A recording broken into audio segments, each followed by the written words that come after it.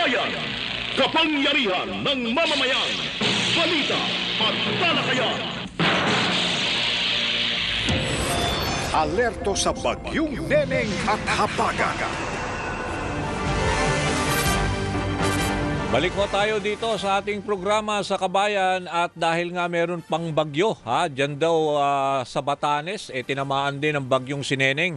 Makakausap natin doon ang LDR-RMO 4 ng Batanes, walang iba kundi si Dan SD Cool. SD Cool, Dan, Tokayo, good morning, kamusta dyan sa Batanes? Yes, magandang umaga po, Katukayo at sa ating mga taga-subaybay. Good morning po. Kamusta? Tinamaan ba kayo ng bagyong Neneng at meron bang mga nasirang kalye or meron ba naapektuhan ng mga kabahayan diyan ng mga kababayan natin? Sa ngayon po ay may bagyo nga dito sa bandang east natin pero medyo malayo naman sa atin. Wala naman pong na damage dito sa Batanes. Ang problema lang namin is itong habagat kasi muli na naman hihigupin ng habagat kaya nakacancel na naman po ang flight ngayong araw. Bumalik ang eroplano. I see. Di ba alam ko, isa lang ang biyahe papunta dyan no? Or ilang biyahe ba for, kunwari sa isang araw papuntan Batanes? Yung Philippine Airlines po, sa ngayon ay isang beses lang pero pagka yung peak season ay minsan 2 times a day.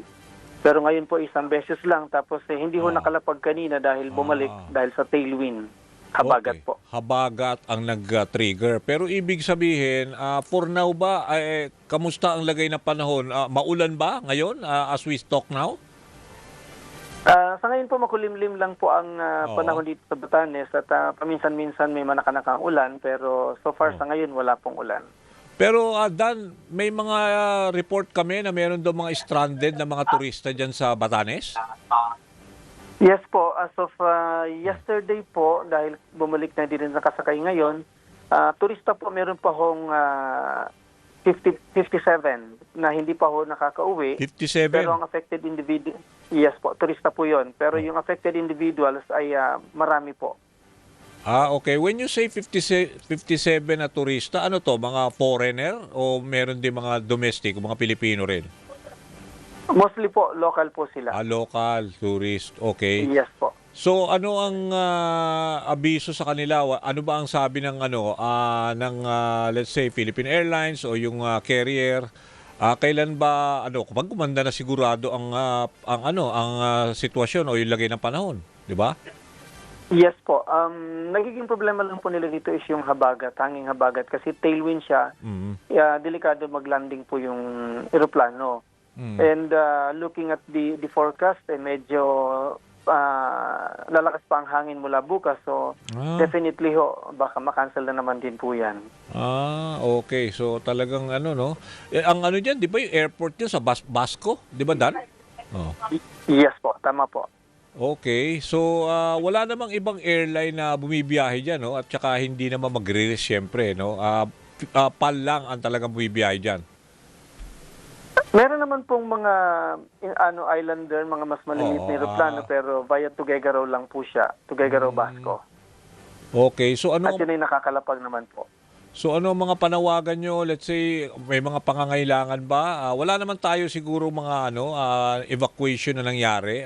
Let's say bunsod nitong habagat. So far wala naman po tayong evacuee. So hopefully ay gaganda pa uli kasi nahihirapan na rin itong ating mga turista lalo na kasi siyempre hindi naman po sapat ang kanilang dalang pera. Oo nga Oo.